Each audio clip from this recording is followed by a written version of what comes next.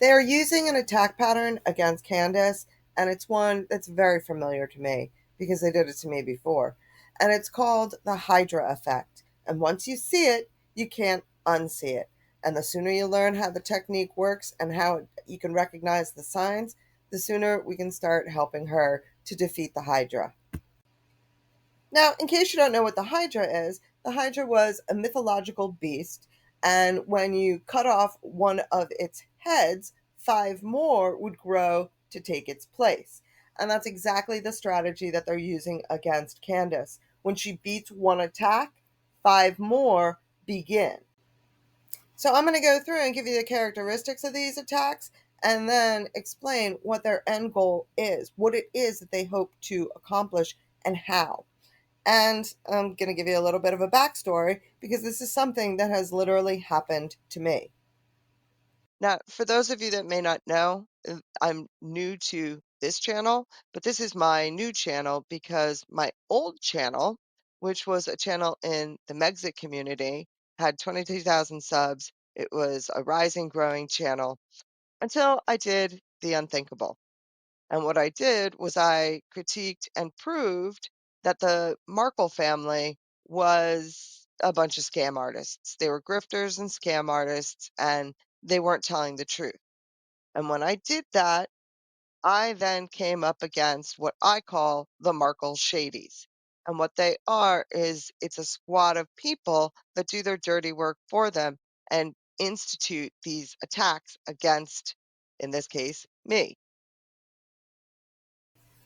Now, I don't want to bore you with all the details, and if you were with me during that time, if you know, you know. But I just want you to realize that I'm basing this off of personal experience that I can verify and prove the evidence for. I'm not just pulling this out of my ear. And I do have a video that I'm going to link in the description here on this video, as well as putting it on the end screen so that you can go through and see. It's all documented there, everything that I went through, so that you can see that I'm recognizing a pattern and that I'm seeing something that happened to me personally, and I'm not just, making this up. It's a clear pattern. And once you see the pattern, you can't unsee it. And it'll help you to see exactly what it is that they're doing to Candace. Now, the most important thing to remember about this playbook of attack is that the goal is not and never will be to change my mind, your mind. The people that believe Candace, the people that are tuning into her, people that are addicted to watching her right now, they are not the ones that this campaign is aimed to address. They don't expect to change our minds ever. They know that they won't. What they have in mind is something completely different. So I'm going to go through what they're doing, and then I'm going to go through and see how they're starting to succeed and why the sooner people are recognizing it, the better it is, because then it can help Candace to deflect it better. So the first thing that they do is all the attacks that you see, they make sure that they are multi-platform, meaning they're not just attacking her on Spotify. They're not just attacking her on YouTube. They're attacking her on Spotify, YouTube, X, Instagram. And there's a couple reasons for that. And the number one reason for it is that they're eliminating any sort of a safe space. They're eliminating anywhere that she can get a stronghold or a foundation and not allowing her to have that place that she can go where she doesn't see the criticism. She doesn't see the attacks. They do it in her comments. They do it on her X threads. They do it on her Insta posts. They want it to be everywhere and in her face constantly. Now, In case you missed it while I was away, they infiltrated our book club. Our book club has gone viral. My one safe place. I only had one safe space, and it was my book club. And the Zionists are now there. And they say, you guessed it, I am going crazy. The best advice when someone is under this sort of a sustained internet attack, the best advice that you can give them is just ignore it and they'll go away. Well, there's two things. Number one, these people are doing this with an agenda. They aren't going to go away. And the second thing is they are making sure she can't ignore it by spreading it across every platform. That means that she can't just say, I'm just going to go on X real quick. If she goes on X real quick, she sees her name trending. If she goes over to YouTube, she sees it in the comments. The more they are saturating her with it, the less they are allowing her any sort of breathing room away from it. It's very intentional. And part of creating content is interacting on multi platforms. Now, granted, Candace has a staff, so she doesn't have to actually go to X to post that her next video is coming. I'm sure she has someone that does that for her. But she still does need to interact and react to things because that's what people are looking to her to do. They are going to be omnipresent in any place that she needs to go intentionally. Now, the second technique is kind of connected in a way to that multi platform attack. The second thing that they're doing is they're trying to control the algorithm. It all goes back to the almighty algorithm, right? Because the algorithm is going to push whatever the loudest noise is. The squeakiest wheel gets the grease. So the algorithm is going to push whatever's at the top, and they are trying to ensure that criticism of Candace is at the top of that heap because that's what's going to get pushed out further and get a bigger reach. By doing it across multiple platforms, they are ensuring that that algorithm is in their control. They are controlling the algorithm, they are manipulating the algorithm by pushing out, even if it's inorganic fake comments, by doing it across every platform, it's going to be the loudest voice. They want things to start trending. And so by making it across multiple platforms, whether it's Cuckoo Candace or Candace is a conspiracy theorist, whatever it is, by doing it across multi platforms, those platforms see the trends in each other. And so what ends up happening is by attacking on every platform, it ensures that it's going to get a higher algorithmic push than the things that are only happening on X or the things that are only happening on YouTube. I think it was about a week and a half ago or 2 weeks ago, Gary from Paramount Tactical, he was having trouble with someone. To be honest, I didn't really pay attention to who it was or whatever. But I remembered Gary saying, I've been trying to keep this on X and not let it bleed into YouTube. The problem is they want it to bleed because if it bleeds, then not only does it prevent him from having a safe space to go without that criticism, but it makes sure that the algorithm can constantly see it being pushed. And then what will it do? It will continue to not only push it, it will give it higher priority. Now, the third technique is the bots. And what they're doing, the bots aren't out there for the purposes of convincing you or me that Candace is crazy, that Candace is a conspiracy theorist. The purpose of the bots is to drown out the organic discussion. And in my case, it wasn't so much bots, it was the people who were trying to attack me, they had just a dozen sock accounts. So no matter what I said, there would be if I had 5 people saying, "No, that's not true," they would have 12 people saying it is true. And then it's just a numbers game. And the idea was to make it look as though the majority felt one thing, when in actuality, that's just one person posting the same thing 12 times. And so the bots, by coordinating in this way, they are able to make it look like they are the majority opinion. And so people who are watching it closely, like you or me, they're not going to be swayed by that. But the person just scrolling through and saying, "Oh, what is going on with Candace Owens these days? I'm hearing something." They're just going to see the majority, and they're going to see that the majority is saying, "Oh, she's crazy and it's nonsense." And people who aren't following it closely, they're just going to go on that quick impression and they're not going to look closer at the story. And so they want to make sure that the numbers game, that they're winning the numbers game, that they have more saying she's crazy than people are saying she's the only one telling the truth. Now, the fourth technique, it's institutional escalation. And believe it or not, they did this to me when I was a tiny YouTube channel with 22,000 subs. I was constantly being told that the Daily Mail was doing an expose on me. I mean, ludicrous stuff, and it obviously never came to fruition. And they really didn't like it when my response was, well, great, that's great publicity. But with Candace, I mean, we can look at her platform and say, oh, she's got a giant platform. She's got so many supporters. We can say the same thing about Tucker. As big as their platforms are, that's minuscule compared to the media giant that is TPUSA. So, as much as it seems as though she's getting this huge reach and she's getting a lot of interaction and engagement, in reality, it's small potatoes compared to the institutional attack that she's getting back at her. Because TPUSA, not only is it them, but then you have APAC, and then you have, from what it looks like, the federal government. Those three behemoths are not, she's not going to be able to withstand that in terms of the reach and engagement. And that's exactly what they want. She said the other day, I'm going to be Charlie Kirk's David. Well, absolutely. She is David fighting Goliath. And that's what they want.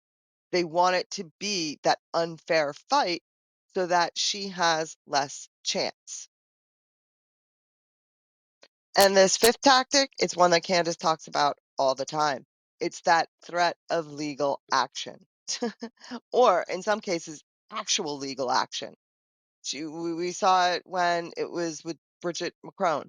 And don't think for a second that Bridget McCrone is not reemerging because she sees Candace under attack and she wants to strike while Candace is more vulnerable. Absolutely, 1,000%. But by even Josh Hammer's threatening it, going on to podcasts and saying, well, I'm an attorney. I used to be an attorney. I've studied law, and this is a clear defamation lawsuit. Well, no, it's not. All you had to do was watch the Johnny Depp trial to know nothing Candace has said is defamation. And if she can prove it, he has even less of a case. You can't sue someone over hurty words unless you have a real clear evidence that you are doing it maliciously and intentionally. So we all know he doesn't have a case, but he keeps saying he does because it's the threat. Same thing with Bridget McCrone. She keeps pushing this case, even though it's not a case. Candace was not the first to say it. Candace was reporting. There are all these things. Candace is not an idiot. And she's been involved with legal issues often enough that she knows to have an attorney to tell her what she can say and what she can't. I mean, just to put it into perspective, again, as I said, when this was happening to me and I had only 22,000 subs on my YouTube channel, I had a channel that had 30,000 subs telling me that they were organizing 6 other content creators to file a class action lawsuit against me. Crazy stuff. The whole point of a class action lawsuit is that it's so little tiny people can attack bigger people by banding together. Here, these were huge channels, twice and 3 times the size of mine, saying that they needed to band together to file a class action lawsuit. Needless to say, it never came to fruition. But it's the same thing. It's this legal threat. And no matter who you are, no matter how much money you have, no matter how good your attorneys are, hearing that, it's scary, right?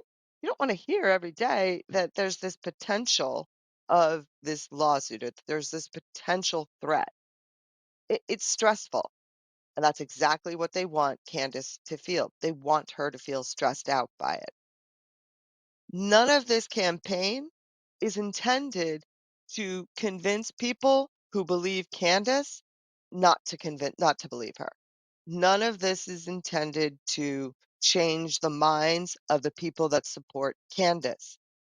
Every single one of these things has one goal in mind. They are trying to exhaust her. They're exhausting her with the fight. They are distracting her, or trying to distract her from focusing on the investigation by the attacks. And they are trying to exhaust her. And the thing that scares me is that they're kind of succeeding, right? She needed to take time off, and good for her. I'm glad she did. I'm not criticizing her for doing that. I'm just saying that that is exactly what they wanted.